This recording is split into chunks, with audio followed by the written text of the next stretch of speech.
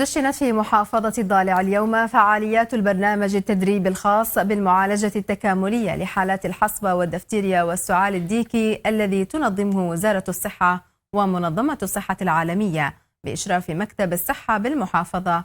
وتهدف الدورة التي شهد تدشينها مدير عام مكتب الصحة بالمحافظة الدكتور إياد صالح، واستهدفت 132 عاملا صحيا وطبيبا من مختلف المديريات لتزويد المشاركين بمعارف ومهارات متعددة في كيفية التعامل مع الحالات المشتبه بها بالحصبة والدفتيريا والسعال الديكي والكوليرا.